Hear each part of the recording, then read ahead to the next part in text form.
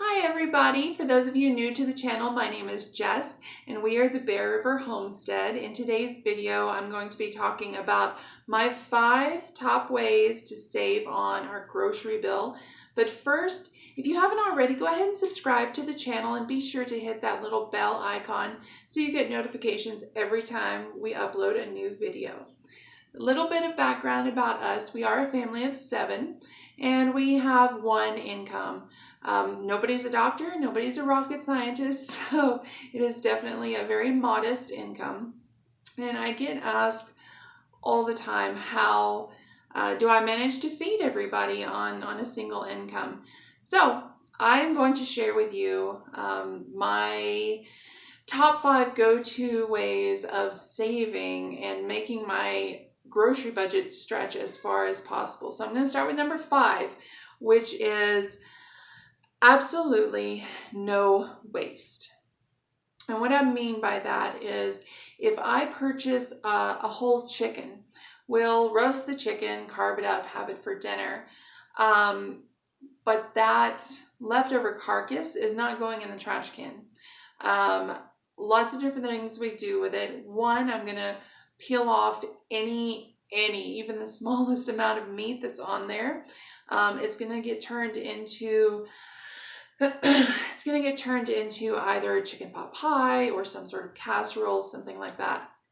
But then the bones and the cartilage, all that kind of yucky stuff, I'm going to boil it down and make my own chicken broth. You throw in a few carrots, a few onions, salt and pepper, and you've got a great stock for soups in the future.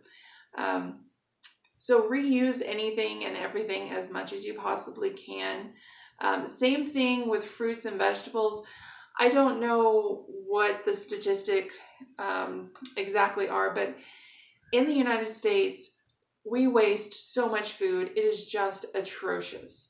And I think a lot of that is fresh produce, because we buy it, we throw it in the back of the fridge, and we forget about it. So whatever it is, if you feel like it's getting to the end of its shelf life, freeze it. Throw it in the freezer. That way it's there and you can pull it out and use it for something in the future. Some folks really don't like brown bananas. My husband is one of them. As soon as it gets like the littlest spot of brown, he swears it's rotten and won't eat it. So I freeze the bananas, and then when I have time, I pull them out and I make banana bread.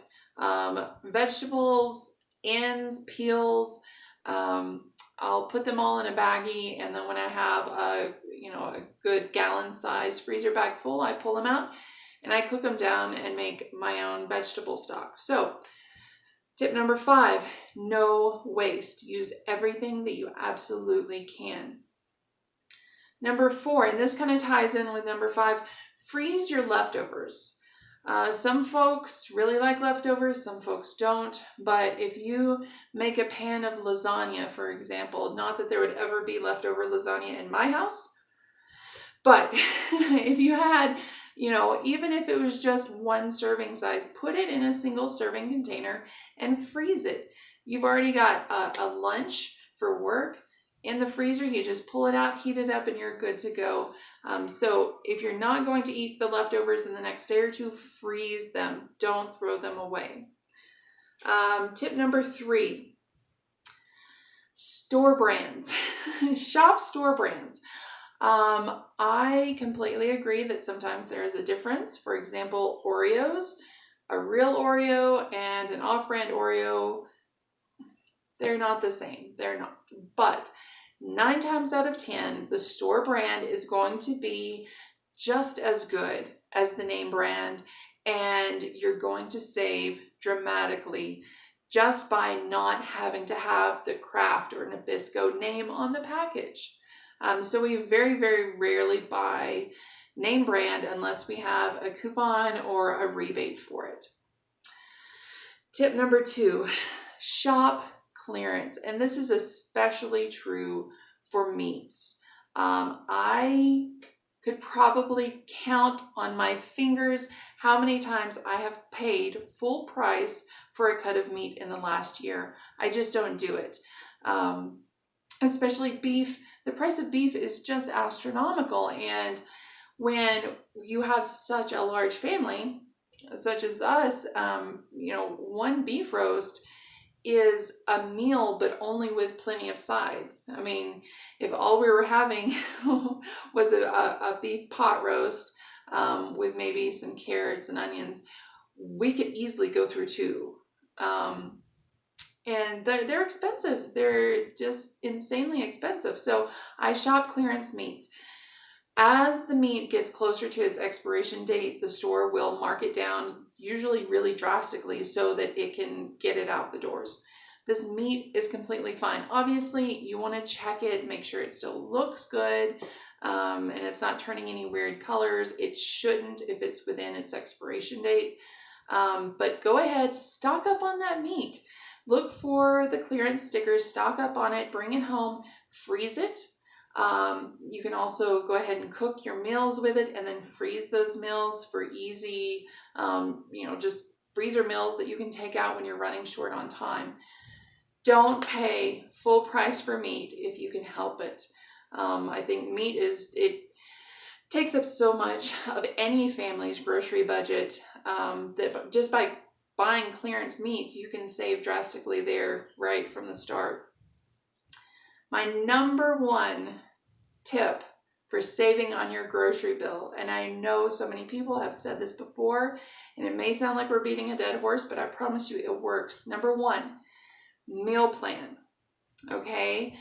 I cannot tell you how much money we save by sitting down once a week and creating a meal plan for the week. Some people will meal plan and then go grocery shopping.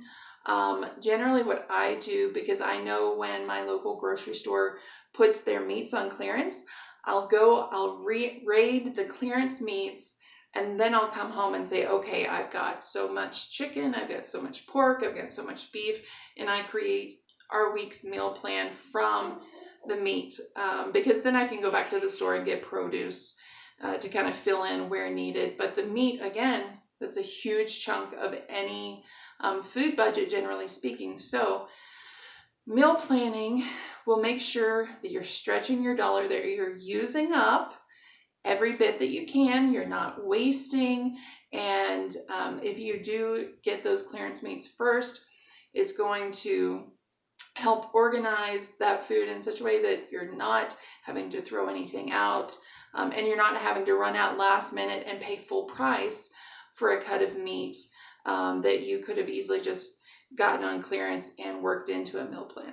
So that's it, guys. Those are my top 5 tips for saving on any grocery bill, especially if you have kids, especially if you have one income and you're trying to make those pennies stretch. Thanks so much for watching. Again, be sure to subscribe to the channel. And if you are trying to save on your grocery bill, go ahead and like this video. Thanks for watching, guys. Happy homesteading.